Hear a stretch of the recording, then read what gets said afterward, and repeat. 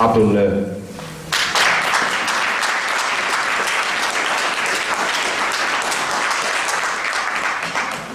Thank you for coming tonight. I'm going to start by explaining the different forms of argument, because the establishment use one form of argument, and the form of argument that should be used is often never used. So people get used to understanding things from a sophist point of view, where the different sorts of argument used are in a way to please the audience but deceive them at the same time. So people like the media, politicians and the legal profession use sophistry as a form of argument. So like, I am the wisest one who makes a business out of wisdom is a sophist statement, but it sounds true. So that's what the media do. They soundbite things that appear deceptively true but aren't. The second form of argument is a dialectic, and that's where you have the devil's advocate. You have the two sides of an argument, and that's what politicians use a lot. They confuse the audience by having directly opposite views and come to no conclusion. But it kills a lot of time, and it seems like they're arguing in a way that produces a result. But it's again deceptive. The true form of argument is discourse. So you, using the evidence, you examine the evidence using reason and logic, you investigate and dismiss the sophist reasoning, and then you establish a conclusion. And that's the correct method of argument. And that's what the courts should use, but they don't use sophistry. So, in common law, or natural law, which we don't have anymore because we now use religious law, but if you look at the original system, the natural law system, which is universal, it's not just limited to this country, it's every country, it's a planetary system. Every man and woman is equal. So they create religious law to tie and bind the law, to stop you using natural law. The monarchies create charters and statutes and enslave the population through this religious fiction of law. A charter is the granting of a right or privilege by a superior to an inferior, so it breaks common law, because in common law every man and woman is equal, so you can have no superior or inferior. They then create commercial law, which is a way of buying and selling the law. So the entire earth is held under natural law. If we go back 5,000 years, people understood natural law, and they had to come up with a method. They possibly came up with a method before that historically we have no knowledge of, but this is the earliest version I could find of this scheme of changing natural law into religious law. So they came up with a religion. They worship the sun. So you've got the star symbol and the sun. They're both the sun. That's they all see now. All these three little symbols are representations of the sun. So you have the God in the heavens. They needed to create a man god, because under the logic of common law or natural law, the entire earth cannot be owned by anybody but the creator. So to own the land, you have to become the creator. So they needed a way of making a man a god, so they could then own the land to then charge the people to use the land. So the main god has always been the sun. So they call it many names over the last 1,000 years. This enormous number of names have been attributed to the sun.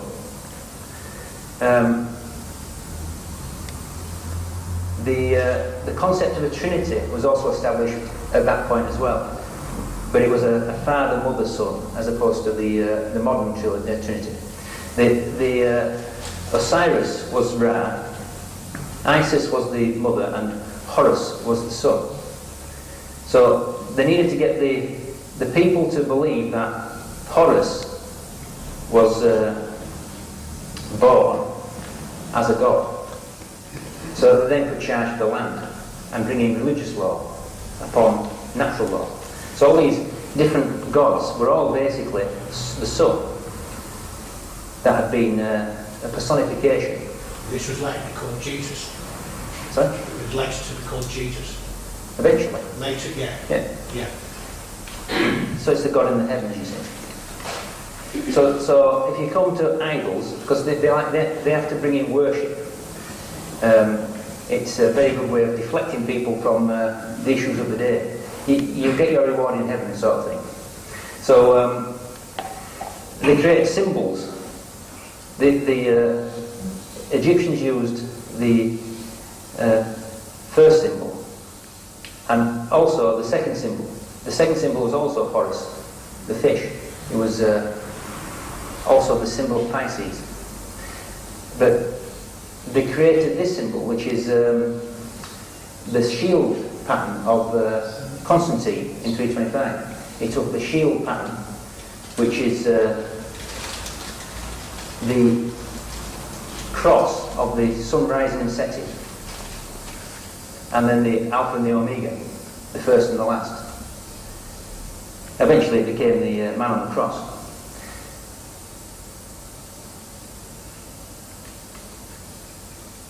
The Star of David is a symbol of the sun as well, and that runs throughout almost every religion. The Masons use it, you see it on buildings everywhere. It's a very common symbol. And it's all based on the Hellenistic world, the materialistic world, as opposed to the spiritual world. It's about bringing the religion under the control of a man, as opposed to understanding the Creator. Even on the swords, every sword has a symbol of the Star of David on it, to be as a proof mark in UK and US military. It has to have that on to be approved. There's 200 precise matches between the events in the lives of Jesus and Horus. There's 346 striking analogies between Christ and Krishna. If you look at Horus, the story of Horus, you've got his mother was called Mary, and she was. It was announced by an angel that she was going to give birth, the same as the Jesus story. In some references, but not all, she was a virgin. She gave birth in a cave. Horus was the only begotten son of God. His stepfather was called Joseph. This is 5,000 years ago. He was of royal descent. His birth was heralded by Sirius, the morning star. He was born on the 21st of December. His birth witnesses were 3 shepherds, later witnessed by 3 sole deities. Very similar stories. Herod, very similar name, tried to have Horus murdered. He was baptized at 30 by Anu, the baptizer, and who was later beheaded. Very similar story. He had 12 disciples. He goes to a mountain with Set, who was the devil, where he resists temptation. He walks on water, he casts out demons, heals the sick, restores sight to the blind. He stills the sea with his power, same as Jesus. He had a sermon on the mount. He was murdered by crucifixion, accompanied by 2 thieves, was resurrected after 3 days, anointed by a woman. He will reign for 1,000 years in the future, and he will be the saviour of humanity. It's the same story. Horus is also known as Christ, the Anointed One. His other titles were the Good Shepherd, the Lamb of God, the Bread of Life, the Son of Man, the Word, the Fisher, the Winnower. He was associated, as I say, with the fish. Mithra had even more similarities to the story copied by the Church of Christ. In the First Council of Nicaea, in 325, they established the Roman Catholic Church in its almost modern form, although they have altered it steadily they used the basis of the Pontiff College, which was established at least 600 BC, which was based on Mithra, which was a very similar story to Christ, or Horus.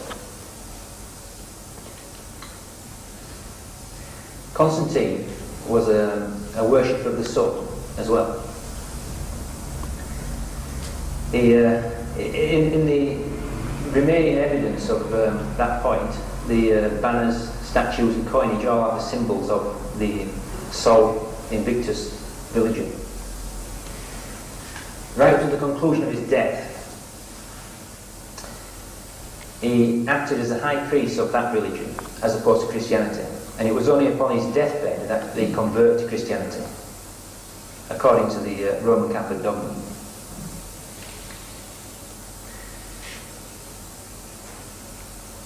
Also, Constantine had the problem of the usury system causing the existing Roman Empire to self-collapse. He needed to establish a different form of control. They used military force, which is expensive, and they needed to use a better method. A better method is through mental subjugation. So you subjugate a population through religious belief. The religious belief stealing your natural law rights. It's also based on bloodlines. They very carefully maintain bloodlines in the positions of authority, making sure that only their bloodlines are in control of the masses.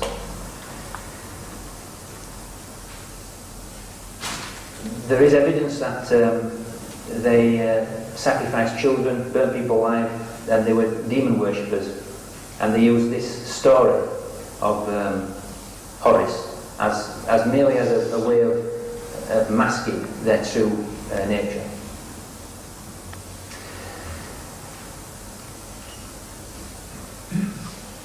This was a description of Constantine in the Council of Nicaea in 325. Resplendent in purple and gold, Constantine made a ceremonial entrance at the opening of the council, probably in early June, but respectfully seated the bishops ahead of himself, proceeded through the midst of the assembly like some heavenly messenger of God, clothed in raiment which glittered as it were with rays of light, reflecting the glowing radiance of a purple robe and adorned in the brilliant splendour of gold and precious stones. So he was a man of pomp and ceremony, which is still the Roman Catholic method. He invited 1,800 bishops, and he had a lot of bishops killed, and he also had all the evidence of the religion of Christ before 325 destroyed. In fact, you won't find any evidence before that point, because they didn't want their model to be interrupted by the real model of Christ. If Christ did exist, his model will not have resembled the one that is now dominant. So it's about ownership. It's always been about ownership, but people don't see it. The church owns the earth. The Pope is the vicar of Christ. The vicar is a substitute. That's what it means. So a substitute of Christ. That means he becomes the representative of God on earth. So he therefore is the owner in their view of law. So the sovereigns are the rulers of the slaves, and the nations rule the estate, the corporations rule the resources. That's really the way they've carved up the cake. So we are the slaves. Now if we go back before 1066, this country was called Albion. All the different languages, the 3 different languages that made up this island, all had the same meaning for the name of the country. It all meant the earth or the world. So there was no distinction. There was no counties, there was no regions. It was a shared land. And it was based on a polycentric community model. If we look at the evidence for that, the 1st century The largest island they reached were two, called the Britannic, Albion and NUR. That's now called England and Ireland. It was itself named Albion, while all the islands about which we shall soon briefly speak were called the Britanniae.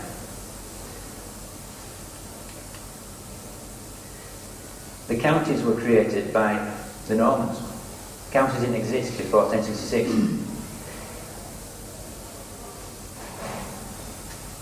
The political community system was based on market towns with village satellites, and the remnants of that system still exist today.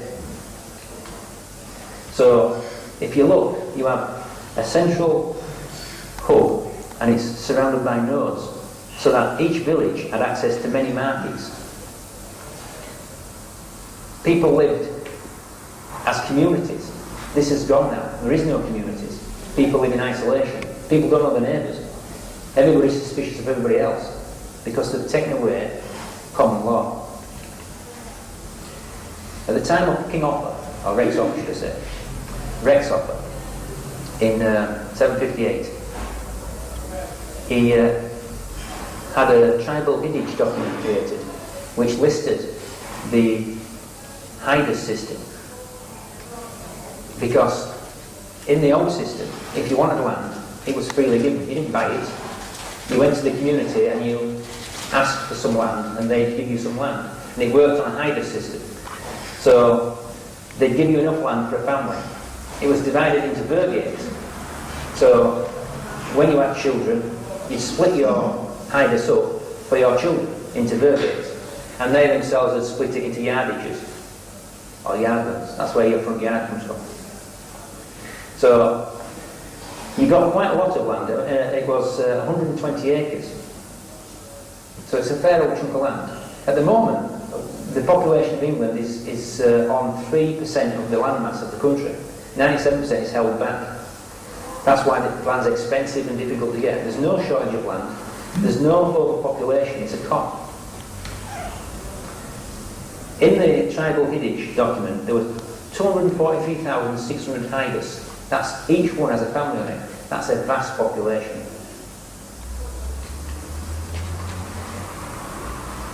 The system was allodial, a word that's almost unknown now. So I'm going to explain the allodial system based on a watermelon crop. It doesn't just apply to land, it applies to resources. So if I planted a field of watermelons, the watermelons are the bounty of the Creator, grown from the earth and out of the seed, and from the design of the Creator. I didn't create the design, I just planted the seed. So the watermelon itself is free. The physical labour I invested in the watermelon, in the planting of the seed, in the harvest, in the preparing of the land, in the marketing, all the work that goes into looking after that and creating that crop, I can charge for that. But I can't charge for the watermelon, it's free. Because I didn't create the watermelon, I only invested the labour. So that in a nutshell is the concept of allodial. It means you only have a right of use, and you only sell your labour. You can't sell something you did not create. The right of ownership. So within the law, there is no right of ownership at all. You have no right of ownership. You can own nothing. You came with nothing and you will leave with nothing. The concept of ownership is a trick. You have personal allodial right of use, and you have communal allodial right of use.